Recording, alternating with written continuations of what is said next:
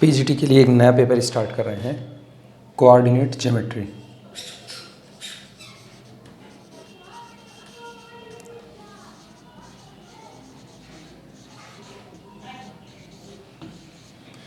Coordinate geometry ये नया paper है। ट्रिग्नोमेट्री, इन्वर्स ट्रिग्नोमेट्रिक फंक्शन जहाँ तक हुआ है उतने पर उसको अभी रोक दो। बाकी काम जब फंक्शन पढ़ाया जाएगा तो फंक्शन में वो बातें और सामने आएंगी। इसीलिए ये नया पेपर स्टार्ट कर रहे हैं कोऑर्डिनेट ज्योमेट्री का। ठीक, सबसे पहले कोऑर्डिनेट ज्योमेट्री होती क्या है? कोऑर्डिनेट प्लस ज्योमेट्री दो शब्दों से मिलकर के होता है।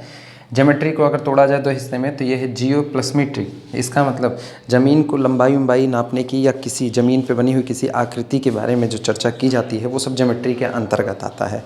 ठीक, अच्छा, काफ़ी समय तक ज्योमेट्री केवल और केवल कर्व के ही ऊपर डिपेंड करती थी कि जैसा कर्व का बिहेवियर होगा उसी कर्व के बिहेवियर को। अच्छा, कर्व भी बड़े सिंपल थे, जैसे ट्रायंगल हो गया, ठीक, यज्ञवेदियाँ हो गई, वो जिस शेप में बनी हुई होती थी, इस तरह से। बाद में इसी को ज्योमेट्री को और ज़्यादा डेवलप किया गया और इसमें अलजेब्रा का इस्तेमाल किया गया। अलजेब्रा का इस्तेमाल करके ये वो ब्रांच बन चुकी है जो पूरी की पूरी ज्योमेट्री को डील करती है इक्वेशंस के तौर पर, अलजेब्राइक टर्म के तौर पर, यानी जोड़ना, घटाना, गुणा, भाग, ये सारी चीज़ें इसमें इन्वॉल्व होती हैं। इसकी सबसे पहले इसकी डिफिनीशन लिख लेते हैं। डिफिनीशन में लिखना है इसकी कोऑर्डिनेट ज्योमेट्री। हम इसके ज़्यादा इतिहास के पीछे नहीं जा रहे हैं, ठीक, क्योंकि हम लोगों को किसी भी तरीके से ये पेपर पूरा ख़त्म कर लेना है। बाकी इतिहास तो काफ़ी कुछ पड़ा हुआ है पूरी ज्योमेट्री के लिए। ठीक, लिखना coordinate geometry, coordinate geometry is that branch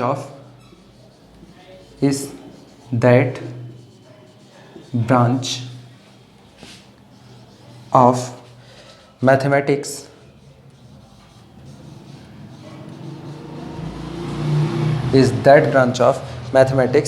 in which coordinate geometry math की वो ब्रांच है जिसमें इन विच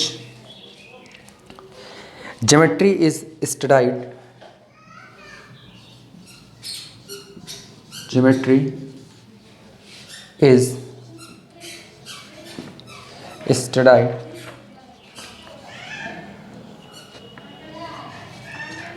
algebraically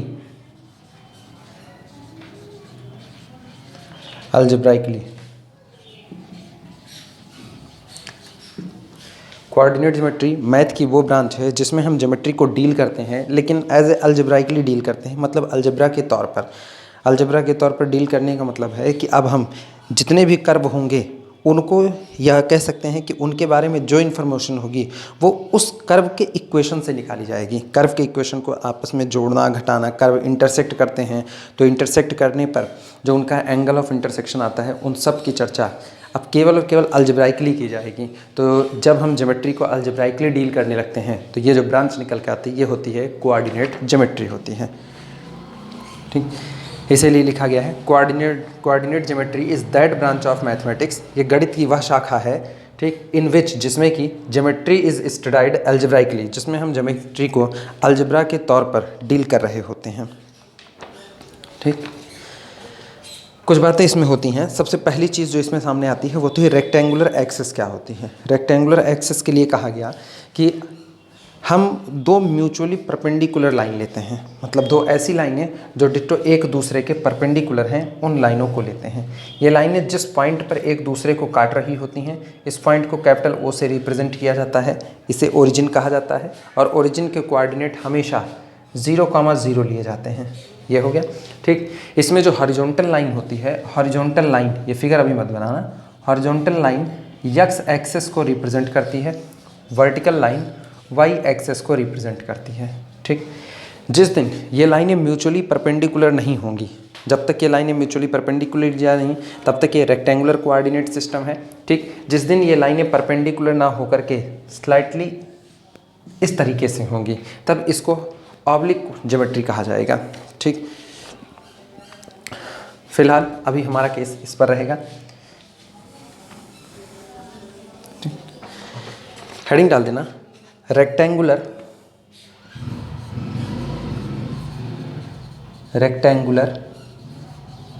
चाहे कहें रेक्टेंगुलर और चाहे इसी को और करके कार्टेशियन कहा जाता है।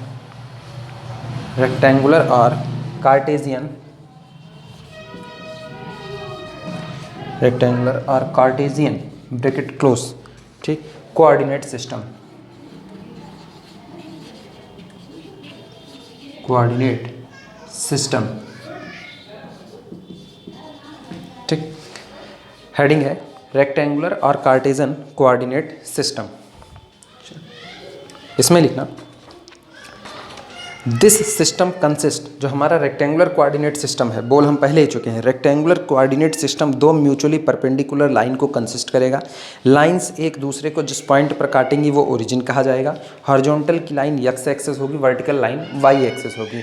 और ये दोनों लाइनें हमारे टोटल पूरे के पूरे प्लेन को 4 हिस्से में डिवाइड करती हैं। जो 4 हिस्से निकल करके आते हैं, इन 4 हिस्सों को क्वाड्रेंट कहा जाता है, ठीक। लिखना this system consist,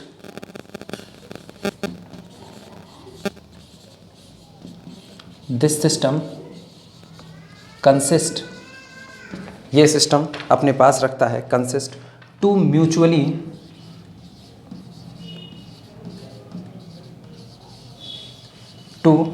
mutually perpendicular lines, perpendicular lines, ठीक, इन अ plane, in a plane which cuts each other, which cuts each other, which cuts each other at point capital O, at point capital O, ठीक। Rectangular coordinate system की definition दी जा रही है कि ये coordinate system अपने अंदर में 2 म्यूचुअली परपेंडिकुलर लाइन रखता है और दोनों ही लाइनें एक ही प्लेन में मौजूद होती हैं, ठीक। दोनों लाइनें एक दूसरे को जिस पॉइंट पर काटती हैं उस पॉइंट को कैपिटल ओ से रिप्रेजेंट करते हैं। ये कैपिटल ओ हमारे लिए ओरिजिन का काम करेगा, ठीक। दोनों लाइनें एक्सिस कही जाएंगी। हॉरिजॉन्टल लाइन एक्स एक्सिस कही जाती है, वर्टिकल लाइन वाई एक्सिस कही जाती है। लिखना lines are called, lines are called axis and capital O, ये जो पॉइंट, जिस पॉइंट पर ये एक दूसरे को कट कर रही हैं, O इज ओरिजिन, इसे ओरिजिन कहा जाता है, ठीक। अब हम ये दोनों लाइनें पूरे प्लेन को जिस 4 हिस्से में काटेंगी वो हम बना रहे हैं। फिगर बना लेना, ये रहा, ठीक। ये दोनों म्यूचुअली परपेंडिकुलर लाइन है। ये पॉइंट जहाँ दोनों एक दूसरे को कट करती हैं ये O है, ओरिजिन 0 0, ठीक। हॉरिजॉन्टल लाइन को कहा जाता है एक्स एक्सिस, ये एक्स डैश O एक्स, इस हॉरिजॉन्टल लाइन को कहा जाएगा एक्स एक्सिस। इस वर्टिकल लाइन को कहा जाएगा ये वाई डैश O वाई, इसे कहा जाता है वाई एक्सिस। ये जो 4 हिस्से निकल करके आ रहे हैं, एक्स ओ वाई ये पूरा हिस्सा, एक्स डैश ओ वाई ये हिस्सा, X dash O Y dash ये इतना, ओ वाई डैश और एक्स, ठीक। या वाई डैश ओ एक्स, ये पहला क्वाड्रेंट, ये दूसरा क्वाड्रेंट, ये तीसरा और ये चौथा क्वाड्रेंट, ठीक। यहाँ हम लिखते हैं फर्स्ट क्वाड्रेंट,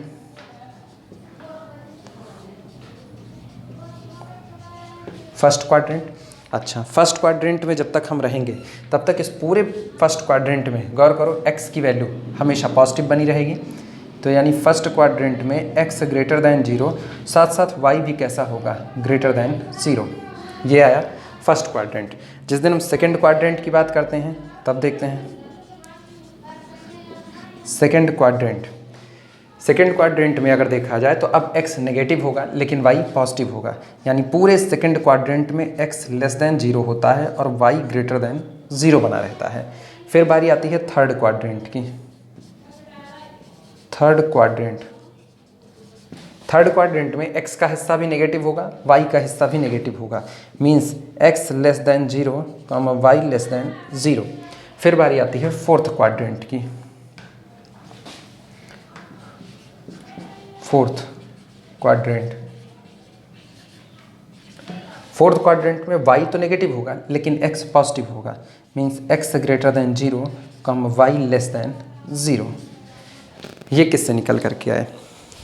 ठीक, ये फिगर बना लो फटाफट।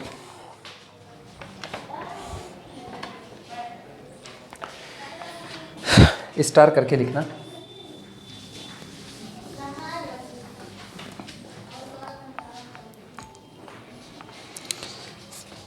पहला पॉइंट हम लिख रहे हैं, पहला पॉइंट है 4 पार्ट्स ऑफ द प्लेन। ये जो प्लेन के 4 हिस्से निकल करके आए, X O Y, X dash O Y dash, X dash O Y dash, Y dash O X, ये चारों हिस्से ही 4 क्वाड्रेंट कहलाते हैं। लिखना 4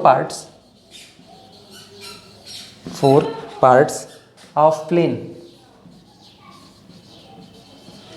4 parts of plane are 4 quadrant. ये जो चारों हिस्से निकल करके आते हैं, इन चारों हिस्सों को 4 क्वाड्रेंट कहा जाता है। ठीक, अगली बात हम यहाँ पर लिख रहे हैं। अच्छा, फिर सुनना, जब तक आप x के घर में रहेंगे, मतलब O से लेकर के x तक अगर कोई भी पॉइंट यहाँ पड़ा होता है तो ये पूरा घर किसके नाम से है? x के नाम से। जब पूरा घर x के नाम से होगा तो इसका मतलब उस घर में y को रहने की कोई इजाज़त नहीं है, और अगर y उस घर में रहना चाहता है तो इसका मतलब y को अपना कोऑर्डिनेट इस पूरे x एक्सिस पर 0 करना पड़ेगा। इसीलिए कहा जाता है कि अगर कोई x एक्सिस का समीकरण मांगे कि x एक्सिस का इक्वेशन क्या होता है, तो सिर्फ उसके मुंह को देखो कि उसने बोला क्या। उसने x एक्सिस को मांगा। अब x एक्सिस के 2 टुकड़े हैं, एक टुकड़ा ओरिजिन के बाद का है, एक हिस्सा ओरिजिन के राइट साइड में है, दूसरा ओरिजिन के लेफ्ट साइड में है, और पूरा का पूरा हिस्सा यानी x डैश ओ एक्स, ये पूरा हमारा x एक्सिस बनाता है। अगर ये पूरी x एक्सिस है तो इसका नाम है x एक्सिस, यानी इस पूरी एक्सिस के ऊपर y बराबर कितना होगा? 0। तो जिस दिन किसी ने x एक्सिस का समीकरण मांगा, हम केवल एक बात कहेंगे, x एक्सिस का मतलब ही होता है y बराबर 0, यही उसका समीकरण होगा। लिख रहे हैं, स्टार करके लिखना, equation of x axis, equation of x axis ये होता है y बराबर 0। ठीक, इसी तरीके से जिस दिन किसी ने y एक्सिस का इक्वेशन मांगा तो y एक्सिस का अगर इक्वेशन देना होगा, सॉरी इस पर फ्लैश आया होगा, हम यहाँ पर लिख दे रहे हैं आगे बढ़ा करके, y इज इक्वल टू 0। ये x एक्सिस का समीकरण है। ठीक, अब अगर इसी में किसी ने हमसे y एक्सिस का इक्वेशन मांगा तो नाम ही काफ़ी है, नाम है y एक्सिस। y एक्सिस का मतलब उस पूरी दुनिया में x बराबर हमेशा कितना बना रहेगा? 0। फिर स्टार करके लिखते हैं, equation of y axis, equation of y axis, ठीक, ये होगा x is equal to 0। y axis पर केवल y की ही सल्तनत चलेगी, बाकी और किसी की नहीं चलेगी। इसीलिए y एक्सिस का इक्वेशन देना होगा तो सिर्फ लिखा जाएगा x इज इक्वल टू 0। ठीक, हिंदी भी हम बता दें, जो अगर किसी पॉइंट का कोऑर्डिनेट x, y है तो x को हिंदी में भुज कहा जाता है और y को कोटि कहा जाता है। इंग्लिश में एब्सिस का और ऑर्डिनेट होते हैं। इसी बात को हम लिख रहे हैं। लिखना, अगला पॉइंट है x coordinate called, x coordinate called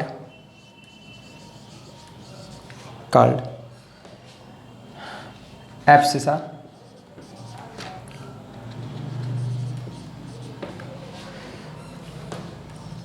abscissa. ठीक, हिंदी में इसी को कहा जाता है भुज। ठीक, इसी तरह y के लिए y कोऑर्डिनेट कॉल्ड कहा जाता है। ठीक, ऑर्डिनेट हिंदी में इसको कोटि बुलाते हैं। ठीक, ये हो गया। ये कुछ छोटी छोटी बातें हैं, कह सकते हैं ये एक तरह से नींव रखी जा रही है कोऑर्डिनेट ज्योमेट्री को आगे बढ़ाने के लिए। तो कोऑर्डिनेट ज्योमेट्री को आगे बढ़ाने में हम मेन जो बेसिक स्टडी है वो हमारी लाइन की तरफ होगी। लाइन, कोन 3D का ऑब्जेक्ट है। लाइन होगा, सर्किल होगा, उसके बाद कोनिक सेक्शन होगा जिसमें पैराबोला, हाइपरबोला, एलिप्स, ये लोग आएंगे। ठीक, अगली बात लिखना, ये फिगर छोटा सा बना लेना। हम देखते हैं कि अगर हम यहाँ पर कोई भी पॉइंट कैपिटल P लेते हैं और P के कोऑर्डिनेट को किसी ने कह दिया x, y, ठीक, प्लेन पर एक पॉइंट कैपिटल P लिया जिसका कोऑर्डिनेट हो गया x, y, तो इस पॉइंट से हम x एक्सिस के ऊपर परपेंडिकुलर डालते हैं और हमें पता चलता है कि पॉइंट ने x पर जितनी दूरी तय की, x एक्सिस पर, वो दूरी कितनी है, x, तो इसीलिए इसका पहला कोऑर्डिनेट कितना हो गया, x। अच्छा, y की बात करें तो इससे y एक्सिस पर एक परपेंडिकुलर ड्रॉ करते हैं, ठीक, y एक्सिस पर परपेंडिकुलर ड्रॉ किया तो ये चली गई दूरी कितनी हो गई, y। तो अगर ये x है तो ये ऊपर वाली दूरी भी कितनी होगी, x होगी, और ये दूरी कितनी होगी, ये होगी y। अब यहाँ से एक चीज़ देखने पर पता चलती है कि अगर किसी ने कहा कि पॉइंट कैपिटल P का x कोऑर्डिनेट जो होता है उसे आप y के साथ कैसा रिलेशन देंगे, हम सीधा सा एक शब्द कहेंगे कि किसी पॉइंट का x कोऑर्डिनेट उसकी y एक्सिस से परपेंडिकुलर डिस्टेंस होती है। वापस सुनना, किसी पॉइंट कैपिटल P के कोऑर्डिनेट x, y है तो उसका जो x कोऑर्डिनेट होता है ये एक डिस्टेंस को रिप्रेजेंट करता है, और डिस्टेंस कौन सी, पॉइंट कैपिटल P की y एक्सिस से परपेंडिकुलर डिस्टेंस x है। इसी तरीके से जो y कोऑर्डिनेट है, तो y कोऑर्डिनेट है, इसका मतलब किसी पॉइंट का y कोऑर्डिनेट उसकी x एक्सिस से परपेंडिकुलर डिस्टेंस होती है। इसी बात को हम लिख रहे हैं, if capital P be any point, if capital P be any point with coordinate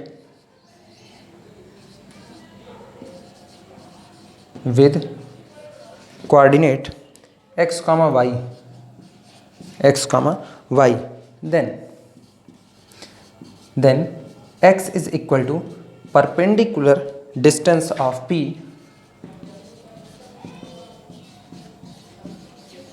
perpendicular distance of P, ठीक, from y axis, from y axis, ठीक। इसी तरीके से y कोऑर्डिनेट की बात कर लेते हैं, ठीक, तो y is equal to perpendicular distance of P from x axis. ये इतना नोट करो।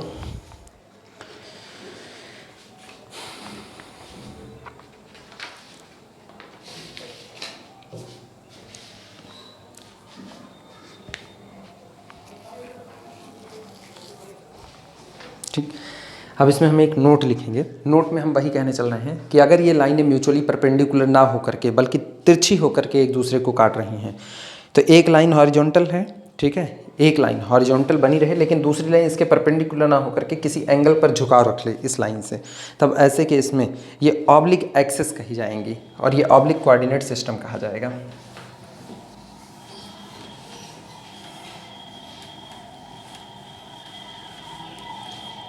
नोट में लिखना, if axes are not perpendicular, note, if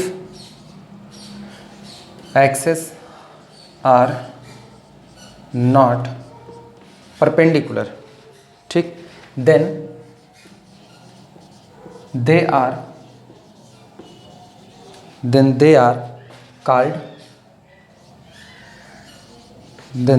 called oblique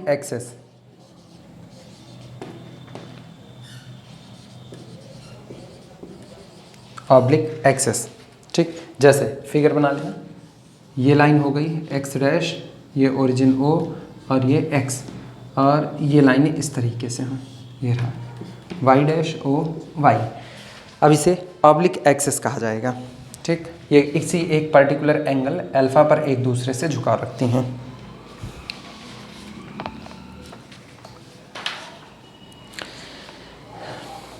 इसके बाद हेडिंग डाल देना, पोलर कोऑर्डिनेट। अगली हेडिंग है polar coordinate system.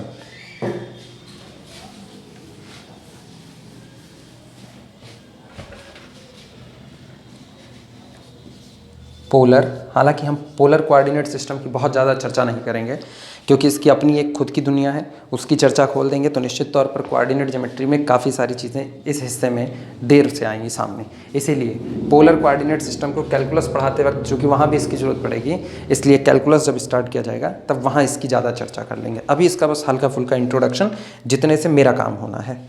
Polar coordinate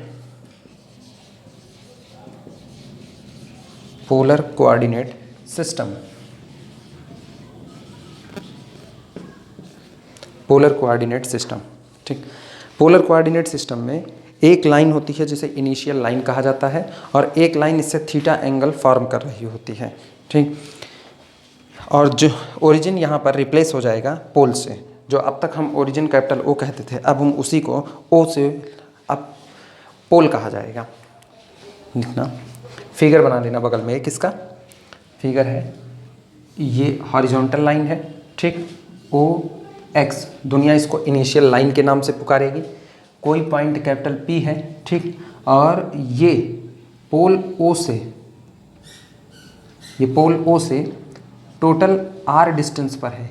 मतलब इस रेडियस वेक्टर को अगर कहा जाए तो रेडियस वेक्टर ओपी की जो लंबाई है वो स्मॉल आर है और ये इनिशियल लाइन के साथ थीटा एंगल फॉर्म करता है। तो कैपिटल पी के जिस दिन पोलर में कोऑर्डिनेट बताने होंगे, हम इसकी पोल से दूरी देखते हैं और कितना एंगल ये रोटेट हुआ है या कितना एंगल इनिशियल लाइन से बना रहा है। तो पी के कोऑर्डिनेट लिखा जाएंगे आर कॉमा थीटा। ये होता है पोलर कोऑर्डिनेट सिस्टम, जहाँ पर इस एंगल को वेक्टोरियल एंगल कहते हैं, ठीक। ओपी को रेडियस वेक्टर कहा जाता है और ओ एक्स को इनिशियल लाइन कहा जाता है, ठीक। लिखना चाहो तो यहीं पर लिख दो, ओ है पोल, ठीक। इसे कहा जाएगा इनिशियल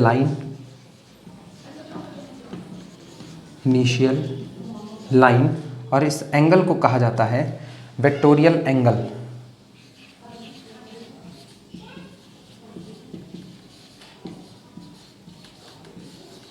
वेक्टोरियल एंगल, ठीक। हम इसके बारे में थोड़ा सा लिख दे रहे हैं। ओ एक्स को कहा जाएगा initial line. OP is equal to small r, इसको रेडियस वेक्टर कहते हैं। ये रेडियस वेक्टर है, ठीक।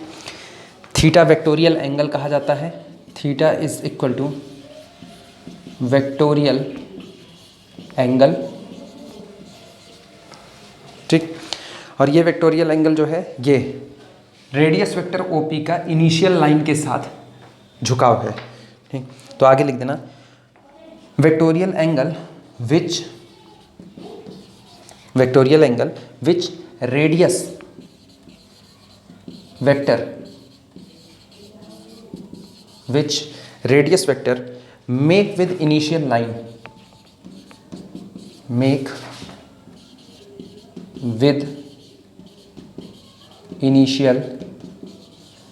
लाइन। थीटा वो वेक्टोरियल एंगल है जो रेडियस वेक्टर इनिशियल लाइन के साथ बनाता है, ठीक। Then polar coordinate of capital P, then polar coordinate of capital P is r theta. जी हाँ, ठीक। इसके बाद बारी आती है साइन कन्वेंशन की। साइन कन्वेंशन कि आर कब पॉजिटिव होगा कब नेगेटिव होगा। जो वेक्टोरियल एंगल है थीटा, ये कब पॉजिटिव कब नेगेटिव होगा हम जानते हैं। वेक्टोरियल एंगल थीटा को जिस दिन हम क्लॉकवाइज नापना शुरू करेंगे तो क्लॉकवाइज चलते हुए ये एंगल हमेशा नेगेटिव लिया जाएगा, लेकिन जब इसको एंटी क्लॉकवाइज ले रहे हैं यानी रोटेशन एंटी क्लॉकवाइज है तो ये पॉजिटिव होगा, ठीक। लिख देना इस बात को। हेडिंग है साइन कन्वेंशन।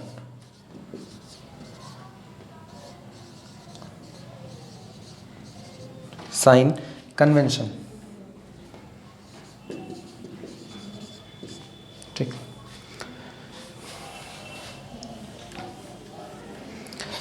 साइन कन्वेंशन में लिखना, स्टार करते हुए छोटे छोटे पॉइंट हैं लिखते चल रहे हैं, ठीक। आर में बी पॉजिटिव, आर में बी पॉजिटिव और negative but usually taken as positive, but usually taken as positive, taken as positive. जब तक कहा नहीं जाएगा तब तक हम आर को नेगेटिव नहीं लेंगे। नॉर्मली हम आर को हमेशा पॉजिटिव लेंगे, क्योंकि वैसे भी लेंथ हमेशा पॉजिटिव ही होती है, इसीलिए लिखा गया है आर में भी पॉजिटिव और नेगेटिव। आर पॉजिटिव भी हो सकता है, नेगेटिव भी हो सकता है, बट यूजुअली साधारणतया हम इसको हमेशा कैसा लेंगे, पॉजिटिव लेंगे। ठीक, अगला पॉइंट इसी में लिखना, थीटा के बारे में। थीटा पॉजिटिव नेगेटिव कब होगा? Theta is positive, theta positive उस दिन होगा जिस दिन हम इसको एंटी क्लॉकवाइज ले रहे होंगे। Theta is positive if it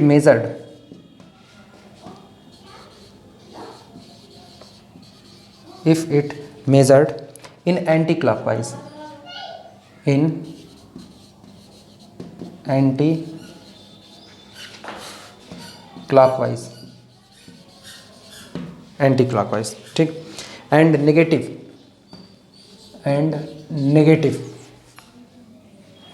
ठीक,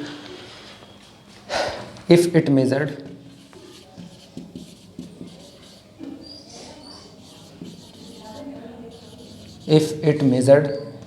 क्लॉकवाइज,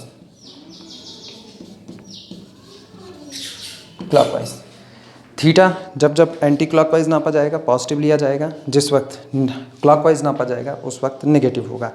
एक बात हम इसमें और ख्याल रखें, थीटा को हम हमेशा -π से +π तक के बीच में ही लेंगे।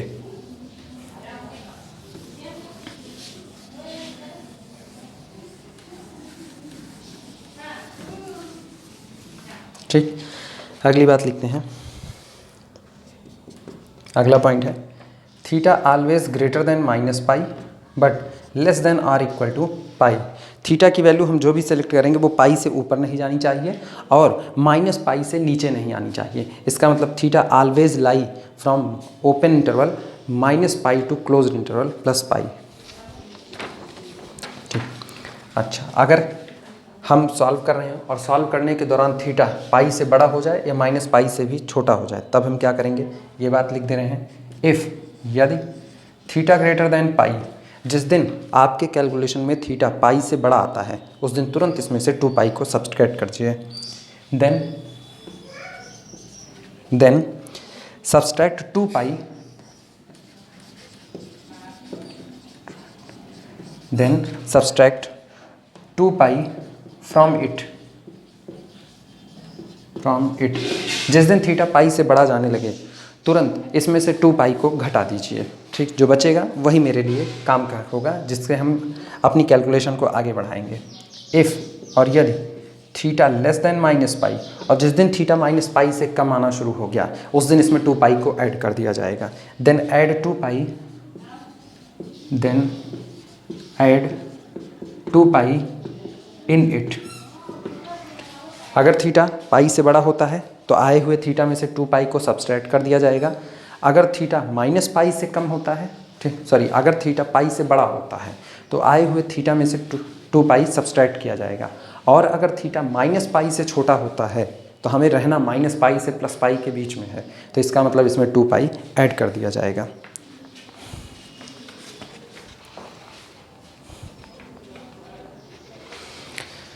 तो एक तरफ हमारे पास हो गया कार्टेजन कोऑर्डिनेट, दूसरी तरफ हमारे पास हो गया पोलर कोऑर्डिनेट। अब हम इन दोनों के बीच में रिलेशन देखते हैं कि कार्टेजन और पोलर के बीच में रिलेशन क्या होता है।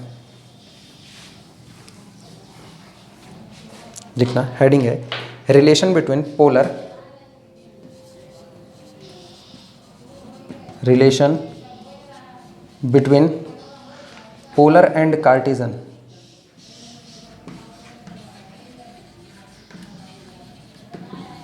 पोलर एंड कार्टेशियन, ये होना चाहिए कोऑर्डिनेट सिस्टम, कार्टेशियन कोऑर्डिनेट या सिर्फ कार्टेशियन कोऑर्डिनेट कर दो। Relation between polar and Cartesian coordinate, दोनों के बीच में रिलेशन निकालें। ऑलरेडी हम लोग इसको जानते हैं, यक्स बराबर लिया जाता है आर कॉस थीटा, वाई बराबर लिया जाता है आर साइन थीटा। लेकिन हम इसको बता रहे हैं लिया किस तरीके से जाता है। ठीक, कैसे आप क्यों हर बार एक्स बराबर आर और वाई बराबर आर साइन थीटा ही लेते हैं।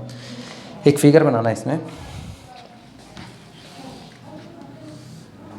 ये पॉइंट कैपिटल पी है। ठीक, इस पॉइंट कैपिटल पी के कोऑर्डिनेट हम अपनी मर्जी से मान लेते हैं कि माना इसके कोऑर्डिनेट एक्स कामा वाई है। ये तो कार्टेजन का हिस्सा हो गया। ठीक, अब हम एक पे ही सब बना रहे हैं। अगर ये कार्टेजन का हिस्सा हो गया तो चलो इसमें पोलर को इंट्रोड्यूस कराते हैं। पोलर कहता है कि इसका कोऑर्डिनेट जो पहला है वो आर होगा और आर कुछ और नहीं, ओरिजिन से इस पॉइंट पी की दूरी होती है, ये रहा। ठीक, और यहाँ से हम एक परपेंडिकुलर ड्रॉ करते हैं। ये परपेंडिकुलर जहाँ आ करके मिलता है इसको हम कैपिटल ए कहते हैं। और माना जो रेडियस वेक्टर ओपी है वो इनिशियल लाइन के साथ थीटा एंगल को फॉर्म करता है। साफ है, इसका एक्स को, इसका पी का एक्स कोऑर्डिनेट हमने एक्स माना हुआ है, तो एक्स का मतलब होता है वाई एक्सेस से दूरी, परपेंडिकुलर डिस्टेंस। ये कितना हो गया वाई, सॉरी ये हो गया एक्स। अच्छा, वाई कोऑर्डिनेट जो होता है वो पॉइंट की यक्स एक्सेस से परपेंडिकुलर डिस्टेंस होता है, तो इसका मतलब ये कितना हो गया वाई हो गया। अब एक ही फिगर में हमने कार्टेजन वाले हिस्से को भी इन्वॉल्व करा लिया है और पोलर के हिस्से को भी इन्वॉल्व करा लिया है। अब मेरा अगला काम है कार्टेजन और पोलर के बीच में रिलेशन पता करना कि वो x बराबर आर कॉस थीटा, y बराबर आर साइन थीटा है। ये आता कहाँ से था, शुरुआत करते हैं इससे। अगर हम लाल बटे कक्का का इस्तेमाल करें, लाल बटे कक्का, ठीक, देखना इसमें शुरुआत कर रहे हैं, हम लिख सकते हैं सीधे सीधे x is equal to r cos theta. Reason, since, क्योंकि फिगर को देखने से पता चलता है कि जिस दिन आधार बटे कर्ड किया जाएगा, आधार x और कर्ड कितना r, यानी बेस अपॉन हाइपोटेनस, तो ये होता है x अपॉन r। तो x upon r is equal to कितना हुआ कॉस थीटा, तो x बराबर r कॉस थीटा। यहीं पर ब्रैकेट में लिखना since O A upon O P is equal to cos theta, ये रहा। और ओ ए हमको पता है, ओ ए कितना है x, तो यहाँ हो गया x अपॉन ओ पी कितना हुआ r, x upon r is equal to cos theta, तो x बराबर r कॉस थीटा। ये पहला रिलेशन हमको मिलता है। इसी तरीके से दूसरा हम देख रहे हैं, y बराबर हम जानते हैं r साइन थीटा। होता कैसे है ये देखते हैं, सिंस, क्योंकि साइन थीटा लंब बटे कर्ण, यानी कि P A upon O P बराबर साइन थीटा। तो इसका मतलब हुआ पी ए का मतलब y is equal to O P sine theta, और ओ पी कितना है आर है, तो ये हो गया आर साइन थीटा। अब देखना हम इसको यहीं पर लेफ्ट का लेफ्ट, राइट का राइट स्क्वायर करके ऐड करते हैं, तो इधर आएगा x square plus y square, x square plus y square is equal to r square cos square theta, r square sine square theta, r square बाहर आया, cos square theta plus sine square theta, that is equal to 1। अच्छा, एक चीज़ और, and यहीं से तुरंत y upon x कर देते हैं। तो अगर यहाँ से y अपॉन एक्स करें तो ध्यान देना y upon x is equal to, ठीक, आर साइन थीटा बटे आर कॉस थीटा, आर से आर कैंसिल आउट हुआ, केवल साइन थीटा बटे कॉस थीटा, कॉस थीटा। इसका मतलब यहाँ से हमको जो रिलेशन मिलता है वो रिलेशन ये है कि r is equal to under root x square plus y square, ये हो गई r की वैल्यू। और यहाँ से अगर थीटा देखा जाए तो theta is equal to tan inverse y by x, theta is equal to tan inverse y by x. ये रिलेशन आता है कार्टेजन के और पोलर के बीच का। x is equal to under root x square plus y square और theta is equal to tan inverse y by x. इसका मतलब अब जो हमें मिला वो हम साफ सुथरा सब एक जगह पर रख रहे हैं।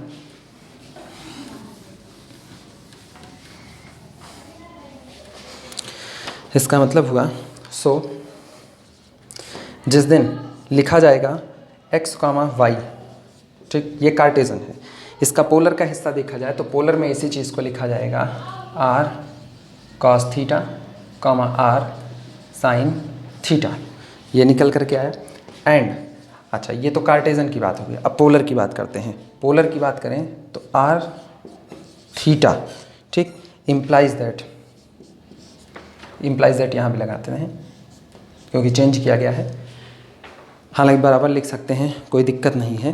तो पोलर कोऑर्डिनेट अगर आर थीटा है तो इस आर थीटा की जगह पर कार्टेजन की दुनिया में क्या होगा, आर की value √x² plus y² comma theta की जगह पर होगा tan इनवर्स y/x। ये निकल करके आए, ये रहा। कार्टेजन की दुनिया में जो कोऑर्डिनेट x, y होगा, पोलर की दुनिया में वही coordinate r cos theta, r sin theta होगा। पोलर की दुनिया में जो कोऑर्डिनेट r, थीटा होगा, कार्टेजन की दुनिया में वो coordinate √x² plus y² tan inverse y/x होगा। ये होता है कार्टेजन और पोलर के बीच का रिलेशन। कुछ न्यूमेरिकल अब लगाते हैं इस पर।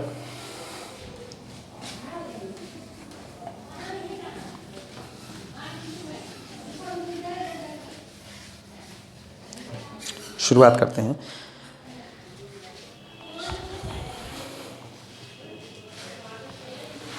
उम्मीद कर रहे हैं ये ऊपर वाला भी हो चुका होगा। ठीक, पहली प्रॉब्लम उठाते हैं। प्रॉब्लम है, find the Cartesian coordinate, find the Cartesian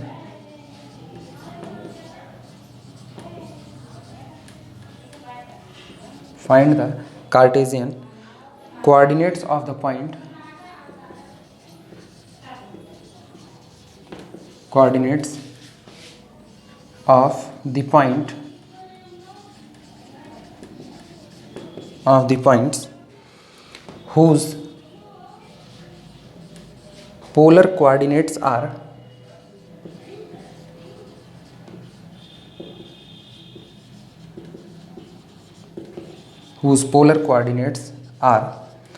dash. पहला पॉइंट में दिया गया है 5, पाई माइनस tan इनवर्स 4/3। ये पहला पॉइंट है। ये पोलर में दिया गया है, ये आर है, ये थीटा है। आर और थीटा हमको पता है, कह रहे हैं जो आर और थीटा है आप इसको कार्टेजन में बताइए कि कार्टेजन में ये पॉइंट क्या होगा। ये पहला हुआ। दूसरा बी है, पोलर में दिया है 5√2, एंगल के प्लेस पर लिख दिया है π/4, 45 डिग्री। ठीक, अब इन पोलर में दिए गए कोऑर्डिनेट को हम कार्टेजन में चेंज करेंगे। शुरुआत करते हैं सॉल्यूशन में। पहला, ठीक, जो दिया गया है उतने से काम करते हैं। आर और थीटा हमको पता है, तो इसका मतलब दिया हुआ है r, theta is equal to 5, pi minus tan inverse 4/3। ये हुआ। यहाँ से हमको r और थीटा मिल जाते हैं। This implies that r is equal to 5। ठीक, थीटा इज इक्वल टू जो हमारे पास मौजूद है, थीटा इज इक्वल टू है पाई माइनस tan इनवर्स 4/3। ये रहा। ठीक, हमको x कोऑर्डिनेट चाहिए और y चाहिए, तो हम इसी का इस्तेमाल करेंगे। x बराबर r cos थीटा। लिखते हैं use x is equal to r cos theta. ठीक, बारी बारी वैल्यू पुट करते हैं। हम ये ऊपर का हटा दे रहे हैं।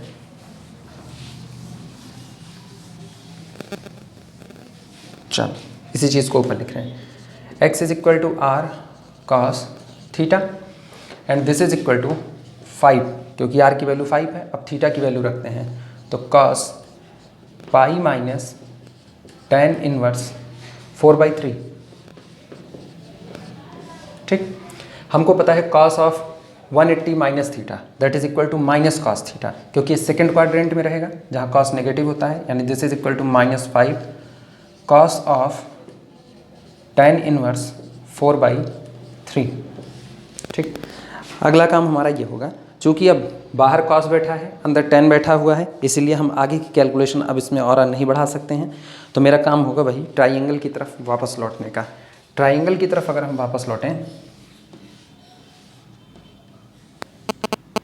तो हमें पता होता है इस टोटल को हम थोड़ी देर के लिए अल्फ़ा बोल देते हैं। तो अगर ये अल्फ़ा है, इतने हिस्से, अगर हम इसको कह रहे हैं this is equal to alpha, alpha is equal to tan inverse 4/3, तो इसका मतलब tan अल्फ़ा बराबर 4/3। और tan अल्फ़ा अगर 4/3 है तो हमको पता है tan थीटा होता है लंब बटे आधार। ठीक है, ये रहा tan का हिस्सा लंब बटे आधार। तो इसका मतलब ये टुकड़ा कितना दिया गया 4, ये कितना दिया गया है 3। निश्चित तौर पर ये कितना होगा √4 स्क्वायर, 4 चौक 16, 3 त्रिक्का 9, 16 9 25, दैट इज इक्वल टू 5। और अब हम यहाँ से इस एंगल को हमने अल्फ़ा कहा है, अल्फ़ा, यहाँ से हम cos अल्फ़ा की वैल्यू को फाइंड आउट कर सकते हैं। ठीक, लिख रहे हैं हम यहाँ से this is equal to -5 cos of, bracket में इससे cos अल्फ़ा निकालते हैं। cos alpha is equal to वही लाल बटे कक्का, जिन लोगों को नहीं है पता उनके लिए लिख रहे हैं लाल बटे कक्का। हमें cos चाहिए, cos का मतलब ये आधार बटे कर्ण, बेस कितना है हमारे पास 3, हाइपोटेनस कितना है 5 है, तो cos alpha is equal to 3/5। इसका मतलब alpha is equal to cos inverse 3/5। इस alpha is equal to cos inverse 3/5 को हम यहाँ पर इस्तेमाल करते हैं। तो ये हो गया हमारे पास, इसको अल्फ़ा माना है। ठीक, cos इनवर्स ब्रैकेट के अंदर में 3/5। ठीक, तो कुल मिलाकर के बचेगा हमारे पास -5 × 3/5, दिस इक्वल टू -5 × 3/5। और -5 × 3/5 का मतलब हमें मिल चुका है x इज इक्वल टू, ठीक, ये सब x की वैल्यू चल रही थी, x is equal to r cos theta से, implies that x is equal to 5 से 5 कैंसिल आउट हुआ -3, ये x की वैल्यू आई। इसी तरीके से फटाफट y की वैल्यू को कैलकुलेट करते हैं। तो हमें पता है y is equal to r sine theta is equal to, r की वैल्यू पुट करते हैं, r की वैल्यू अपने पास कितनी थी 5 थी, तो ये हो गया 5। अच्छा, sine 180 minus that is equal to again sine, ठीक, पाई माइनस दिस, इसका मतलब tan इनवर्स 4/3। वही फिगर सामने वाला फिर से काम आएगा। अगर हम इस चीज़ को साइन इनवर्स के फॉर्म में लिखना चाहें तो साइन इनवर्स के फॉर्म में यही चीज़ होगी साइन इनवर्स 4/5 लंब बटे कर्ण। तो इसका मतलब this is equal to 5 × sine of sine inverse 4/5। ये रहा, वापस 5 से 5 कैंसिल आउट होगा क्योंकि ये दोनों एक दूसरे को नेगलेक्ट करेंगे। This is equal to 5 × 4/5 that is equal to 4। ये हो गया y कोऑर्डिनेट। ठीक, so required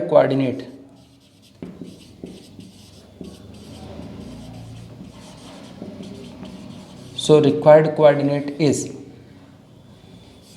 x, y equal to, x हमारे पास कितना आया है 4 ना, sorry, x is equal to -3, 4, ये रहा।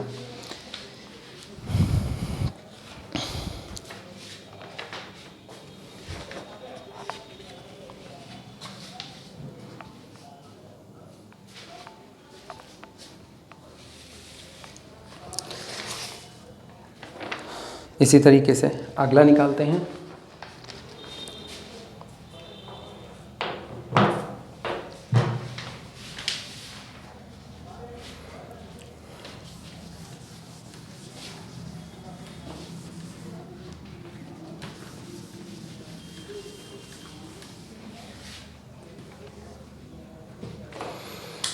अगला जो हमें दिया गया है वो हमें दिया गया है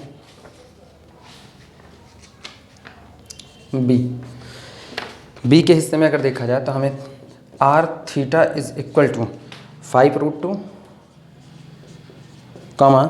π/4। ठीक, कंपेयर करें तो r भी पता है, थीटा भी पता है। यहीं से शुरुआत कर लेते हैं लिखना। Implies that r is equal to 5√2 और थीटा इज इक्वल टू π/4। ठीक, फटाफट शुरुआत करते हैं। x is equal to r cos थीटा, this is equal to 5√2 into cos π/4 और हमें पता है cos π/4 1/√2। This is equal to 5√2 into 1/√2। √2 cancel out, that is equal to x is equal to 5 मिलता है। इसी तरीके से y is equal to r sine theta is equal to, वापस वैल्यू पुट करते हैं, 5√2 साइन थीटा, इसकी जगह पर साइन π/4, वापस वही साइन π/4 1/√2, √2 कैंसिल आउट, केवल बचता है 5 into 1/√2, 5√2, √2 cancel out, that is equal to 5। मतलब रिक्वायर्ड कोऑर्डिनेट हमारे पास आया, implies that required coordinate is x, y is equal to, x हमारे पास आया है 5 और y भी 5,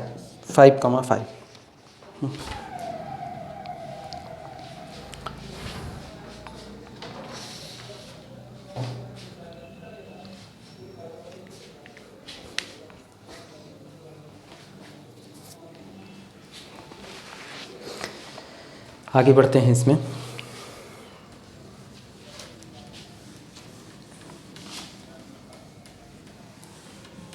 चल, स्टार करके एक पॉइंट लिखना।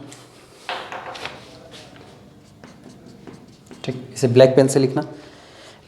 एज, जैसा कि हम जानते हैं, as theta is equal to tan inverse y/x। कभी कभी बातें ऐसी आती हैं कि जो हमारा पॉइंट है वो पॉइंट हमारा किस क्वाड्रेंट में बिलोंग कर रहा है, पहले क्वाड्रेंट में है, दूसरे क्वाड्रेंट में है, थर्ड में है या फोर्थ में है।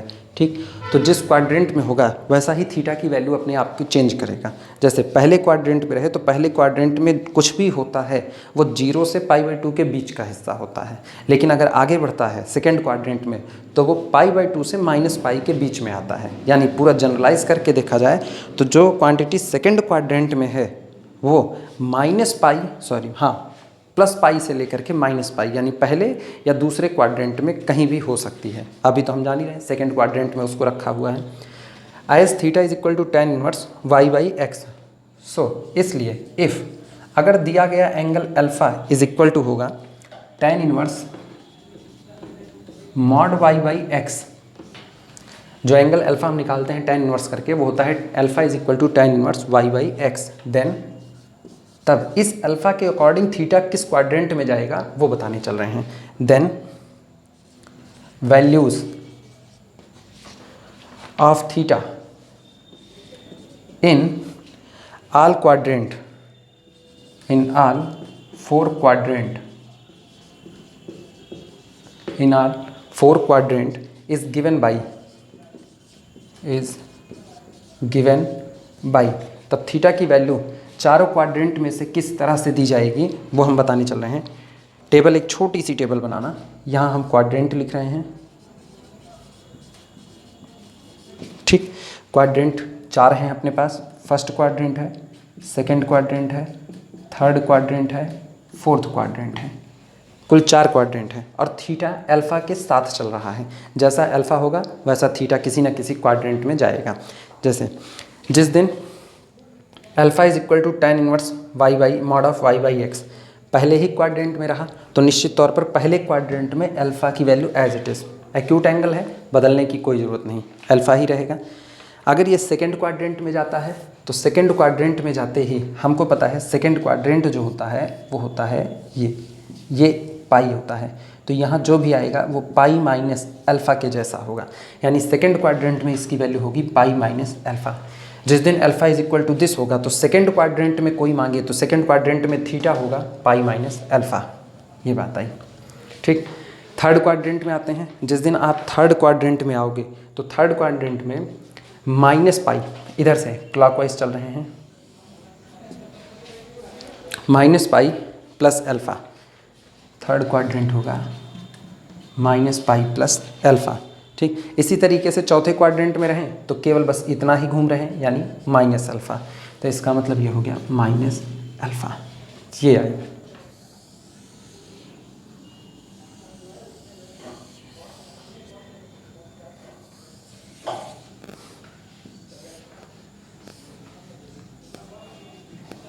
ये रही टेबल। वापस दोहरा रहे हैं, अल्फ़ा की वैल्यू अगर हमें पता है तो अल्फ़ा की किस वैल्यू के लिए हमारा थीटा किस क्वाड्रेंट में बिलोंग करेगा वो इसी टेबल से दिया जाएगा। ठीक, फर्स्ट क्वाड्रेंट में होगा तो एज इट इज़ अल्फ़ा को ही सिलेक्ट कर लेंगे। अगर मेरा पॉइंट सेकंड कोऑर्डिनेट में जा रहा हो, सेकंड क्वाड्रेंट में जा रहा होगा तो इसका मतलब सेकंड क्वाड्रेंट में थीटा की वैल्यू मिला हुआ अल्फ़ा थीटा में पाई में से सब्सट्रैक्ट कर देंगे, पाई माइनस अल्फ़ा होगा। इसी तरह थर्ड में माइनस पाई प्लस अल्फ़ा होगा और फोर्थ क्वाड्रेंट में माइनस अल्फ़ा होगा। ठीक, तुरंत हम इसके ऊपर न्यूमेरिकल करके दिखाते हैं।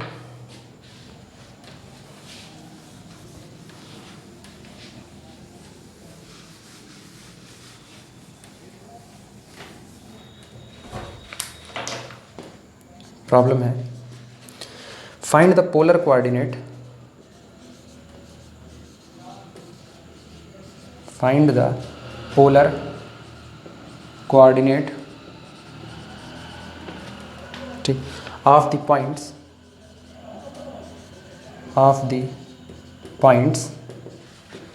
पहला पॉइंट हमें दिया गया है -2, -2, देखने से ही पता चलता है चौथे क्वाड्रेंट में पॉइंट जा रहा है, -2, -2। दूसरा हमें दिया गया है पॉइंट -3, 4, ये रहा। सॉल्यूशन तुरंत हम इसकी शुरुआत करते हैं। हमें कार्टेज़न कोऑर्डिनेट पता हुआ है और हमको यहाँ से पोलर कोऑर्डिनेट निकालना है कि इस पॉइंट के लिए पोलर कोऑर्डिनेट क्या होगा, मतलब आर और थीटा पता करना है। तो सॉल्यूशन में पहला हम ले रहे हैं, यहीं से सीधे लिख रहे हैं x इज इक्वल टू दिया गया है -2 और y इज इक्वल टू भी दिया गया है -2। तो हमको पता है r तो सीधे सीधे मिल जाएगा, this implies that r is equal to √x² plus y² and this is equal to √ 2 दूनी 4, 2 दूनी 4, 4 4 कितना हो गया 8 and this is equal to 2√2। ये तो r की वैल्यू आ गई, r इज इक्वल टू 2√2। चलें अल्फ़ा को कैलकुलेट करते हैं। ठीक, अल्फ़ा इज इक्वल टू, सबसे पहले अल्फ़ा कैलकुलेट करेंगे, फिर चौथे क्वाड्रेंट में है तो उसी हिसाब से थीटा को लिया जाएगा। Alpha is equal to tan inverse mod of y/x। चलो देखते हैं, y की वैल्यू -2, x की वैल्यू -2, मतलब tan इनवर्स 1, और हमें पता है tan inverse 1 is equal to π/4, that is equal to tan inverse 1 equal to π/4। ठीक,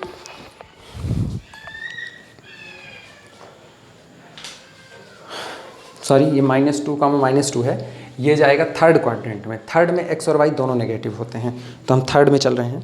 as -2, -2 belong to the third quadrant, belong to the third quadrant.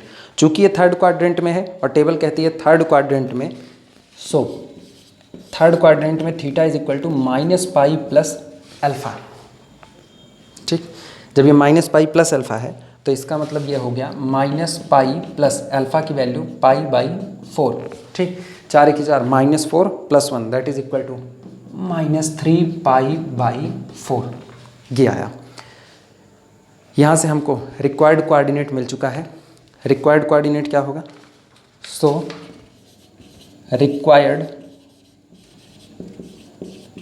Coordinate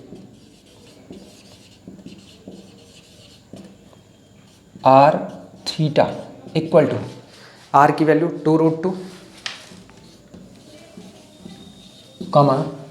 -3π/4, ये रहा 2√2, -3π/4।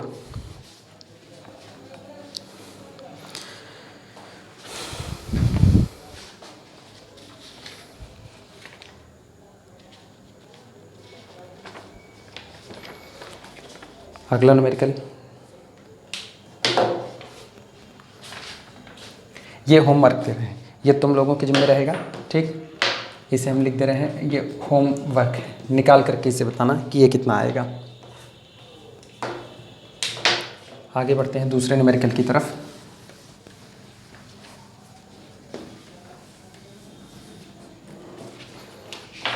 प्रॉब्लम लिखना, ठीक। The polar coordinate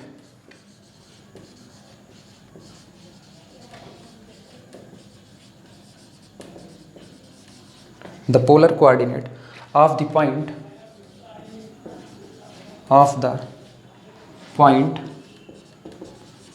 the polar coordinate of the point whose Cartesian coordinate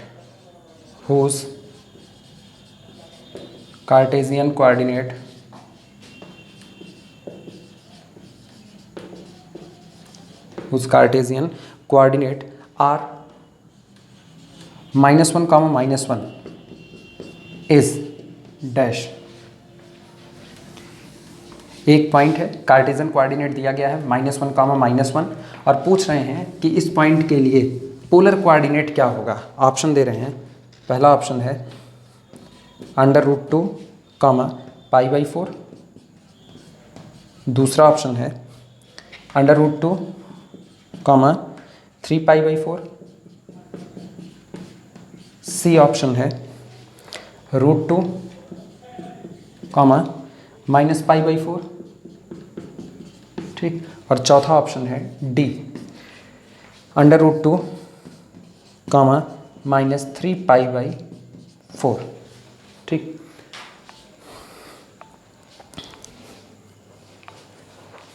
एक point दिया गया है जिसका कार्टेशियन कोऑर्डिनेट -1, है, ठीक। पूछ रहा है कि इसका पोलर कोऑर्डिनेट कितना होगा। फटाफट कैलकुलेट करके निकालते हैं पोलर कोऑर्डिनेट। सॉल्यूशन देखना, सॉल्यूशन में सबसे पहला काम, जो पॉइंट दिया गया है -1, मतलब x = -1, y = -1 लिखना। हियर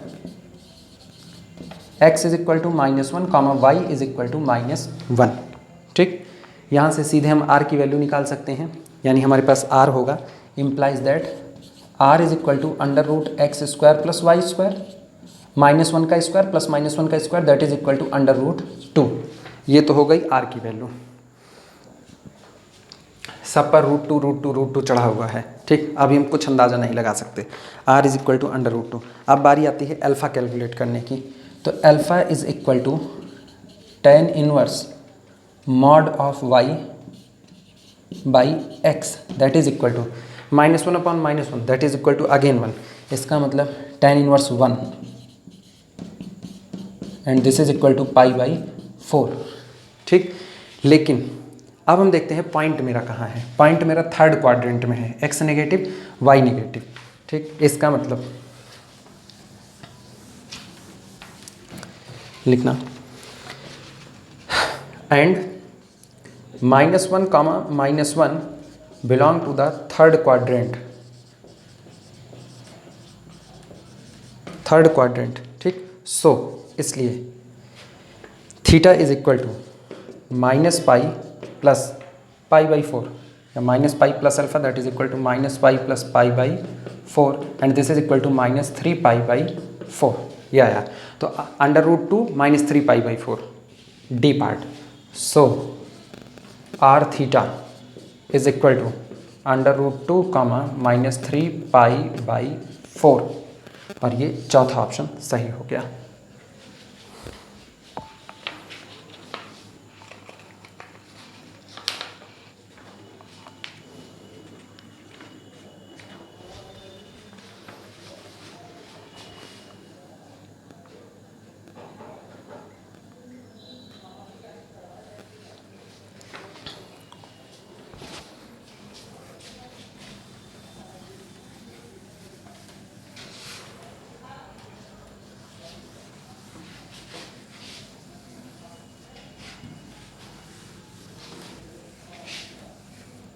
ठीक, अगला न्यूमेरिकल लिखते हैं। प्रॉब्लम है, द कार्टेशियन कोऑर्डिनेट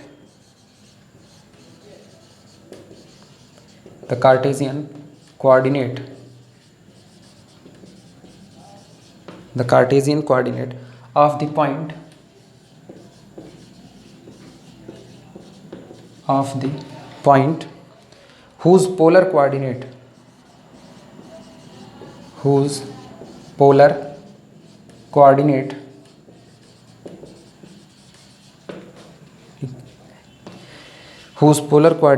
is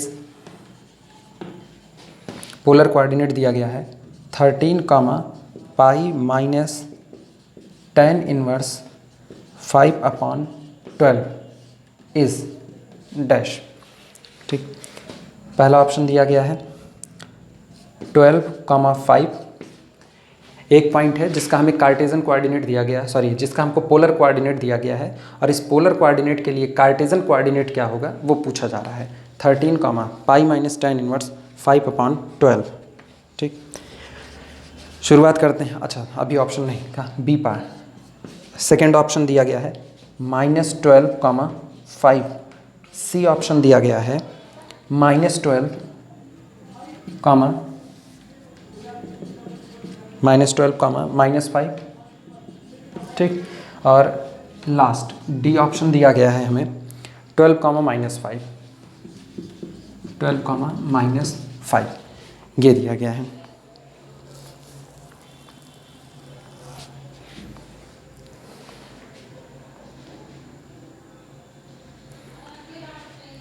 इसकी एक छोटी सी नकल है। इस एंगल को देख करके ही हम बता सकते हैं कि मेरा पॉइंट थर्ड क्वाड्रेंट का है। पाई माइनस अल्फ़ा, ये कुछ भी है, पाई माइनस अल्फ़ा, और पाई माइनस अल्फ़ा का मतलब आपका हो गया थर्ड क्वाड्रेंट।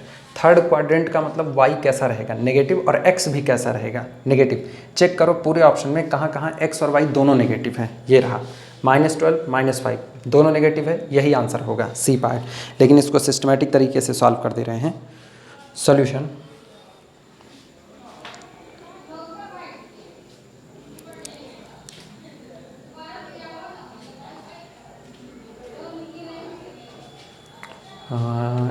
एक मिनट, कुछ गलत बोल गए, कुछ गलत बोले। हाँ, ये pi minus alpha, pi minus alpha का मतलब होता है सेकेंड क्वाड्रेंट, और सेकेंड क्वाड्रेंट में एक्स कैसा होगा, नेगेटिव, और वाई कैसा होगा, पॉजिटिव होगा।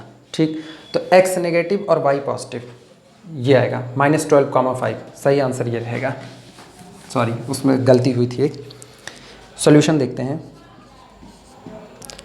r इज इक्वल टू दिया गया है 13, सीधे यहाँ से उठा रहे हैं, और थीटा इज इक्वल टू हमें दिया गया है पाई माइनस tan इनवर्स 5/12।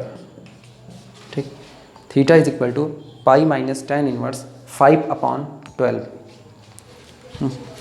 तुरंत x निकालते हैं, तो x is equal to r cos theta. ठीक, this is equal to r cos pi minus tan inverse 5/12, ये आया। हमारा अगला काम वही होगा। पाई माइनस tan इनवर्स है तो यहाँ पर cos इनवर्स का टर्म आना चाहिए। cos इनवर्स का टर्म आने के लिए सीधे एक फिगर बना लेते हैं बगल में। निश्चित तौर पर tan का मतलब हुआ कि इसका परपेंडिकुलर कितना होगा, हाइट, ये 5 होगा। ठीक है, और बेस कितना 12, तो इसका मतलब 5, 12, 12 बरम में 144, 55, 25, 144, और इधर का 25, 169, दैट इज इक्वल टू 13। ये आ गया 13। अब यहाँ से हम कॉस को कैलकुलेट कर सकते हैं, ये अल्फ़ा है। ठीक, तो इसको लिखा जा सकता है, this is equal to R की वैल्यू पुट करते हैं 13, या cos of pi minus this, इसका मतलब -13 cos of tan inverse 5/12, and this is equal to -13 cos of cos inverse, और कॉस इनवर्स का मतलब हो गया, ये हो जाएगा 12/13, आधार बटे कर दें 12/13। ठीक, ये दोनों नेगलेक्ट होंगे, 13 से 13 कैंसिल आउट होगा, -12 आंसर है, -12। ये x की वैल्यू आती है। तुरंत हम y की वैल्यू कैलकुलेट करते हैं। y की वैल्यू देखी जाए तो y is equal to r sine theta, this is equal to r sine pi minus, r की वैल्यू रख देते हैं यहीं पर, आर की वैल्यू है 13 sine pi minus tan inverse 5/12। ठीक, इसको लिखा जा सकता है, this is equal to 13 sine of tan inverse 5/12। ठीक, वापस tan इनवर्स 5/12 की जगह पर sin इनवर्स को इंक्लूड कराते हैं। जब sin इनवर्स आएगा तो ये टोटल बन जाएगा, this is equal to 13 sine of, figure में साइन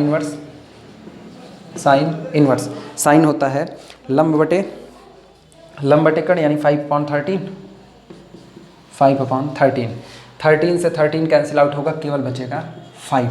तो इसका मतलब रिक्वायर्ड पॉइंट क्या मिला, therefore required point XY is equal to, x की वैल्यू हमारे पास कितनी आई थी -12 और y की वैल्यू कितनी आई थी 5।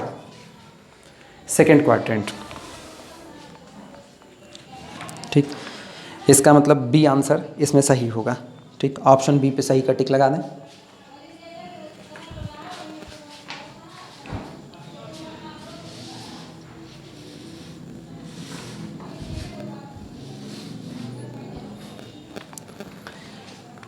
अभी आज के लिए इतना ही कर रहे हैं, दूसरा वीडियो फिर कल दे देंगे, इसी पर इसको रोकते हैं।